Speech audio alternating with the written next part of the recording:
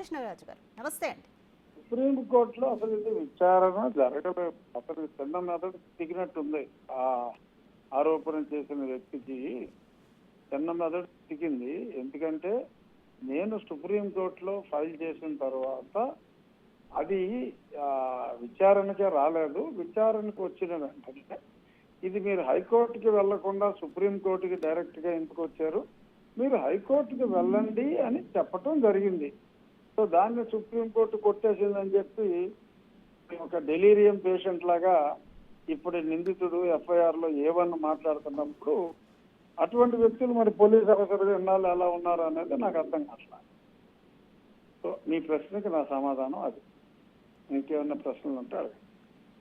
Right, మిమ్మల్ని కస్టడీకి తీసుకున్న సమయంలో అసలు ఇంకా ఎట్లాంటి టార్చర్ పెట్టారంటూ మీరు ఆరోపిస్తారు ప్రధానంగా?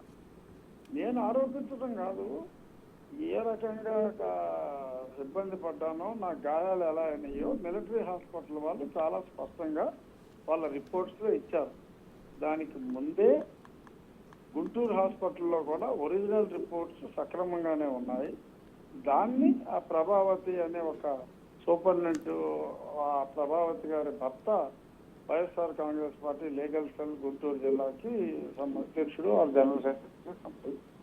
సో వారందరూ ప్రభావితం చేసి ఒరిజినల్ గా ఎవరైతే హైకోర్టు ఎవరైతే చూడాలన్నారో హెడ్ ఆఫ్ ది డిపార్ట్మెంట్ కాకుండా వాళ్ళ కింద వాళ్ళతో వాళ్ళు రిపోర్ట్ ఒప్పుకోకపోతే కింద వేరే రిపోర్ట్ కింద వాళ్ళతో రాయి ఆ రిపోర్ట్ పెట్టి మాయ చేయాలని చెప్తారు. కానీ నా అదృష్టవశాత్తు సుప్రీంకోర్టు ఆదివారం నాడు అయినా సరే స్పెషల్ బెంచ్ ఫామ్ అయ్యి నన్ను మిలిటరీ హాస్పిటల్కి తరలించినందువల్ల క్లియర్ కట్ గా ఆ రిపోర్ట్ అన్ని స్పష్టంగా వచ్చినాయి. కాబట్టి సుప్రీంకోర్టు నాకు ఇమీడియట్ గా 3 రోజుల కల్లా బెయిల్ ఇవ్వడం జరిగింది. రైట్, రఘురామకృష్ణరాజు గారు మా అసోసియేట్ ఇన్పుట్ ఎడిటర్ గణేష్ మీతో మాట్లాడతారు. కృష్ణరాజు గారు నమస్తే. నమస్తే.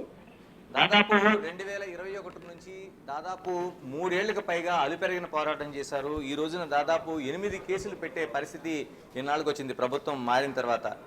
ఎలా చూడాల్సిన అవసరం ఉంది? అంటే చివరికి మీ వైపు న్యాయం మీ వైపు నిలుస్తుందని అనుకోవచ్చు. 100% ఈ విషయంలో న్యాయం ఎవరైతే కస్టడీలో నన్ను టార్చర్ చేశారో, కుట్ర చేసి వాళ్ళు తప్పకుండా శిక్షించబడతారు. అందులో ఎటువంటి అనుమానానికి అవసరం. కృష్ణరాజు గారు, ఆ రోజు మీరు ఏదైతే ఈ కంప్లైంట్ లో కీలకంగా ఇచ్చిన అంశాల్లో ట్రాన్సిట్ అరెస్ట్ వారెంట్ ఏమాత్రం లేకుండా హైదరాబాద్ లో తన నివాసం నుంచి తీసుకెళ్లారని చెప్పారు.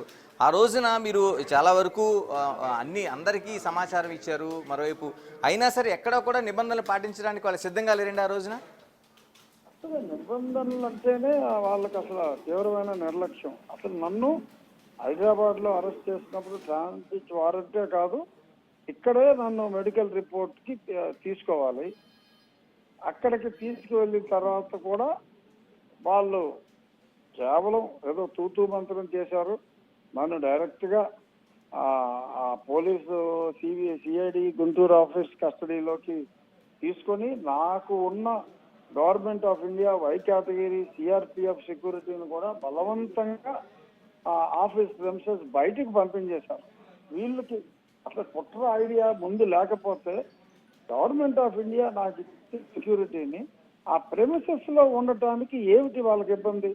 వాళ్ళని బయటికి తోసేశారు. పూర్తిగా ప్రెమిసెస్ బయటికి, కాంపౌండ్ వాళ్ళు బయటికి పంపించేశారు. అక్కడే వాళ్ళ కుట్ర.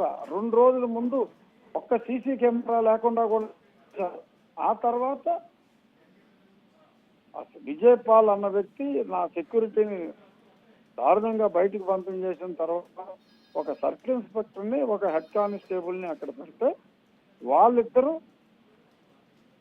బయటికి వెళ్ళిపోయి, వాళ్ళు బయటికి వెళ్ళిన వెంటనే మళ్ళీ ఒక 5 ఆగంతకులు వచ్చి నన్ను తావచెత్త కొట్టి, అందులో సునీల్ కుమార్ కూడా ఉన్నారు. ఆ తర్వాత వీళ్ళు మళ్ళీ బయటికి వెళ్ళిన వెంటనే మళ్ళీ ఏమీ తెలియనట్టు సినిమాలో క్లైమాక్స్ లో వచ్చినట్టు మళ్ళీ ఆ సర్కిల్ ఇన్స్పెక్టర్, ఆ హెడ్ కానిస్టేబుల్ వచ్చి, ఏంటి రాజు గారు ఏం చేశారు మీరు ఇక్కడ, మంచం విరిగిపోయింది ఏంటి అని నన్ను నా చెస్ట్ మీద కూర్చున్నారు. నాకు ఆ సర్జరీ అయిన అప్పటికి 5వ నెల కూడా కంప్లీట్ కాల.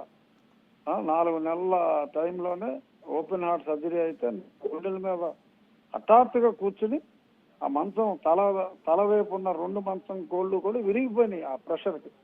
ఆ విరిగిన మంచం అవన్నీ కూడా ఉంటాయి, ఆ డీటెయిల్స్